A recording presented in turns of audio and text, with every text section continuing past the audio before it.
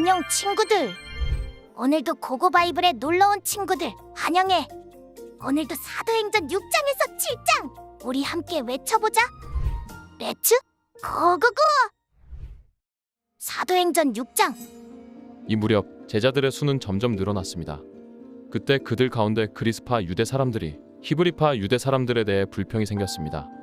매일 음식을 분배받는 일에서 그리스파 유대 사람 과부들이 빠졌기 때문입니다. 그리하여 12사도들은 제자들을 모두 불러놓고 말했습니다. 우리가 음식을 분배하는 일로 인해 하나님의 말씀 가르치는 사역을 소홀히 여기는 것은 옳지 않습니다. 형제들이여, 여러분 가운데 성령과 지혜가 충만하다고 알려진 사람 7명을 뽑으십시오. 그러면 이 임무는 그들에게 맡기고 우리는 기도하고 말씀을 가르치는 일에 온 힘을 기울이겠습니다. 모든 사람들이 이 제안을 기쁘게 받아들였습니다.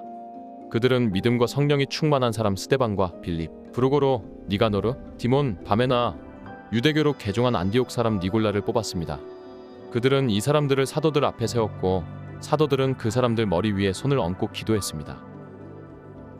이렇게 해서 하나님의 말씀은 계속 널리 퍼져나갔으며 이로써 예루살렘에 있는 제자들의 수도 많이 늘었고 더욱이 수많은 제사장들도 이 믿음에 순종하게 됐습니다. 스데반은 하나님의 은혜와 능력이 충만해 사람들 가운데 큰 기사와 표적을 행했습니다. 그런데 그때 구레네, 알렉산드리아, 빌리기아와 아시아 등지에서 온 유대 사람들로 구성된 이른바 자유인의 회당에 속한 사람들 가운데 스데반을 반대하는 사람들이 일어났습니다. 그들은 스데반과 논쟁을 벌이기 시작했지만 스데반이 지혜와 성령으로 말하는 것을 모두 당해낼 수 없었습니다. 그러자 그들은 돈을 주고 몇몇 사람을 시켜 스데반이 모세와 하나님을 모독하는 것을 들었다?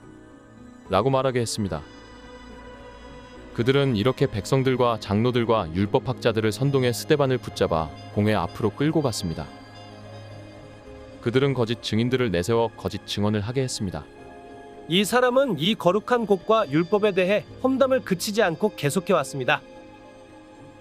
우리는 이 사람이 나사렛 예수가 이곳을 무너뜨리고 모세가 우리에게 전해준 관습들을 바꿀 것이라고 말하는 것을 들었습니다. 그러자 공회에 앉아있던 사람들이 모두 스데반을 주목했습니다. 그때 그의 얼굴은 마치 천사의 얼굴처럼 보였습니다. 사도행전 7장? 대제사장이 스데반에게 사람들이 고소한 이 내용들이 사실이냐? 하고 물었습니다. 이 말에 대해 스데반이 대답했습니다.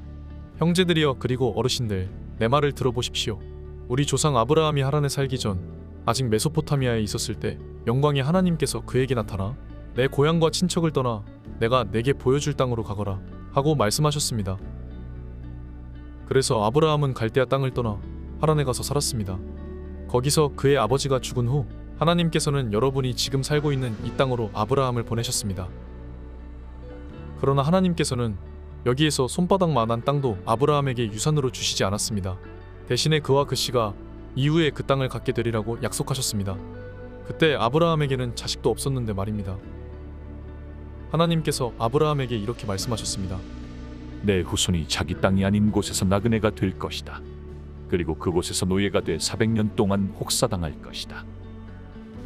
그러나 그들이 노예로 섬기게 될 그 나라에 내가 벌을 내릴 것이다. 그러고 나서야 그들이 그 땅에서 나와 이곳에서 나를 경배하게 될 것이다. 그러고 나서 하나님께서는 아브라함에게 할례의 언약을 주셨습니다. 그리하여 아브라함은 이삭을 낳았고 태어난 지 8일 만에 아들에게 할례를 주었습니다. 나중에 이삭은 야곱을 낳았고 야곱도 우리 12조상을 낳았습니다. 그런데 우리 조상들은 요셉을 시기한 나머지 그를 이집트의 노예로 팔아버렸습니다. 그러나 하나님께서는 그와 함께 계셔서 모든 어려움에서 그를 구해주셨습니다. 또 하나님께서는 요셉에게 지혜를 주셔서 이집트 왕 바로의 총애를 받게 하셨습니다. 왕은 요셉을 총리로 삼아 이집트와 왕궁을 다스리게 했습니다. 그때 이집트와 가나안 온 땅에 큰 가뭄이 들어 사람들이 심한 고통을 겪게 됐습니다. 우리 조상들도 먹을 것이 없었습니다. 야곱은 이집트에 곡식이 있다는 소문을 듣고는 우리 조상들을 처음으로 그곳에 보냈습니다. 그들이 이집트에 두 번째로 갔을 때 요셉은 자기 형제들에게 자기가 누구인지 밝혔으며 바로도 요셉의 가족에 대해 알게 됐습니다. 이 일 후에 요셉은 사람을 보내 아버지 야곱과 모든 친족까지 합해 75명을 불렀습니다. 그리하여 야곱은 이집트로 내려가게 됐으며 그와 우리 조상들은 그곳에서 죽었습니다. 그 후에 그들의 시신은 세겜으로 옮겨져 무덤에 묻혔습니다. 그 무덤은 과거에 아브라함이 세겜에서 하몰의 자손들에게 얼마의 돈을 주고 사둔 곳이었습니다. 하나님께서 아브라함에게 하신 약속을 이루실 때가 가까워지자 이집트에 살고 있는 우리 민족의 수가 엄청나게 늘어났습니다. 한편 그때 요셉에 대해 아무것도 모르는 다른 왕이 이집트의 통치자가 됐습니다. 그는 우리 민족을 속여 이용해 먹었고 우리 조상들을 괴롭히며 그들의 갓난아기들을 강제로 내다버려 죽게 했습니다. 이때 모세가 태어났는데 그는 하나님 보시기에 남달리 아름다웠습니다. 모세의 부모가 석 달 동안 그를 집에 숨기면서 기르다가 어쩔 수 없이 밖에 버리게 됐는데 이때 바로의 딸이 그를 주워 데려다 자기 아들로 키웠습니다. 모세는 이집트 사람들이 가진 모든 지혜를 배웠고 그의 말과 행동에 큰 능력이 나타났습니다. 모세가 40살이 되자 자기 동족 이스라엘 백성들을 돌봐야겠다는 결심을 하게 됐습니다. 모세는 자기 백성들 가운데 한 사람이 이집트 사람에게 학대당하는 것을 보고 그 편을 들러갔다가 그 이집트 사람을 쳐 죽이고 원수를 갚아주었습니다. 모세는 자기 동족만큼은 하나님께서 자기를 통해 그들을 구원해 내실 것을 깨닫고 있으리라 생각했지만 실제로 그들은 깨닫지 못했습니다. 그 다음날 모세는 서로 싸우고 있는 2명의 이스라엘 사람들에게 다가가 화해시킬 생각으로 말했습니다. 여러분, 당신들은 같은 형제들인데 어째서 다투고 있단 말입니까? 그러자 싸움을 걸었던 사람이 모세를 밀치며 말했습니다. 누가 당신을 우리의 지도자나 재판관으로 세웠소? 당신이 어제 이집트 사람을 죽인 것처럼 나도 죽이려는 것이요? 모세는 이 말을 듣자 미디안 땅으로 도망쳐 나왔습니다. 그는 거기서 나그네 생활을 하며 2 아들을 낳았습니다. 40년이 지난 후 한 천사가 시내산 근처 광야에서 타오르는 가시떨기나무 불꽃 가운데 모세에게 나타났습니다. 모세는 이 광경을 보고 놀랐습니다. 그가 더 자세히 보려고 가까이 다가가자 주의 음성이 들렸습니다. 나는 내 조상의 하나님 곧 아브라함과 이삭과 야곱의 하나님이다. 이에 모세는 두려워 떨며 감히 쳐다보지도 못했습니다. 그때 주께서 그에게 말씀하셨습니다. 내 신을 벗어라. 내가 서 있는 곳은 거룩한 땅이다. 내가 이집트에 있는데 백성이 억압당하는 것을 분명히 보았고 또 그 신음소리를 듣고 그들을 구원하기 위해 내려왔다. 자, 이제 내가 너를 이집트로 보낼 것이다. 이 사람은 이스라엘 백성이 누가 당신을 우리의 지도자나 재판관으로 세웠소? 라면서 거부하던 사람인데 가시떨기나무 불꽃 가운데 나타났던 천사를 통해 하나님께서 직접 모세를 그들의 지도자와 구원자로 보내셨습니다. 모세는 백성을 이집트에서 인도해 내면서 이집트와 홍해 앞에서 그리고 40년 동안 광야에서 기적들과 표적들을 행했습니다.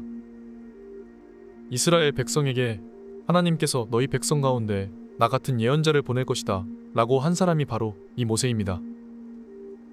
그는 시내산에서 말하던 그 천사와 함께 우리 조상들과 더불어 광야 교회에 있으면서 살아있는 말씀을 받아 우리에게 전해 주었습니다.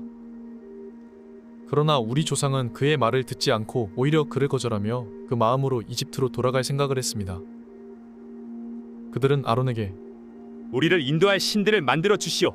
우리를 이집트에서 인도해낸 모세라는 사람은 도대체 어떻게 됐는지 모르겠소. 라고 말했습니다. 그리고 그들이 송아지를 본떠 우상을 만든 것이 바로 이때였습니다. 그들은 이 우상에게 제물을 바치고 자기들의 손으로 만든 것을 기뻐했습니다. 그러자 하나님께서는 그들에게서 돌아서시고 그들이 하늘의 별들을 섬기게 내버려 두셨습니다. 이것은 예언자들의 책에 기록된 것과 같습니다. 이스라엘 백성아, 너희가 40년 동안 광야에 있을 때 내게 희생과 제물을 가져온 적이 있었느냐? 너희는 너희가 숭배하려고 만든 몰록의 천막과 너희 신 레판의 별을 높이 들었다. 그러므로 내가 너희를 바벨론 저편으로 옮길 것이다. 우리 조상은 광야에서 증거의 장막을 가지고 있었습니다. 이것은 하나님께서 모세에게 지시하신 대로 그가 본 양식에 따라 그대로 만든 것입니다. 우리 조상들은 이 장막을 물려받아 하나님께서 우리 조상들 앞에서 쫓아내신 이방 민족들의 땅을 차지할 때도 여호수아의 인도를 따라 그 장막을 가지고 가나안 땅에 들어갔습니다. 그리고 그 장막은 다윗의 시대까지 그 땅에 있었습니다. 다윗은 하나님의 은혜를 누린 사람으로 야곱의 집안을 위해 하나님의 처소를 짓게 해달라고 간청했으나 하나님을 위한 집을 지은 사람은 솔로몬이었습니다. 그러나 지극히 높으신 하나님께서는 사람이 지은 집에 계시지 않습니다. 이것은 예언자가 한 말과 같습니다. 주께서 말씀하시기를 하늘이 내 보좌이고 땅이 내 발판이다. 그런데 너희가 나를 위해 무슨 집을 짓겠느냐? 또 내가 쉴 만한 곳이 어디 있겠느냐? 이 모든 것을 다 내 손으로 만들지 않았느냐? 목이 곧고 마음과 귀가 꽉 막힌 사람들이여, 당신들도 여러분의 조상처럼 계속해서 성령을 거역하고 있습니다. 당신들의 조상이 핍박하지 않은 예언자가 있었습니까? 그들은 심지어 의인이 올 것을 예언한 사람들을 죽였고, 이제는 당신들도 그 의인을 배반하고 죽였습니다. 당신들은 천사들이 전해준 율법을 받았으면서도 그것을 지키지 않았습니다. 그들은 이 말을 듣고 화가 치밀어 올라 스데반을 보며 이를 갈았습니다. 그러나 스데반은 성령으로 충만해 하늘을 우러러 하나님의 영광과 예수께서 하나님의 오른편에 서 계신 것을 보고 이렇게 외쳤습니다. 보십시오. 하늘이 열리고 인자가 하나님의 오른편에 서 계신 것이 보입니다. 그러자 그들은 귀를 막고 목이 찢어져라 소리를 지르며 그를 향해 일제히 달려들어 그를 성 밖으로 끌어낸 후 돌을 던지기 시작했습니다. 한편 목격자들은 자기들의 옷을 벗어 사울이라는 청년의 발 앞에 두었습니다. 그들이 돌로 칠 때 스데반은 주 예수여, 내 영혼을 받아주소서 라고 기도했습니다.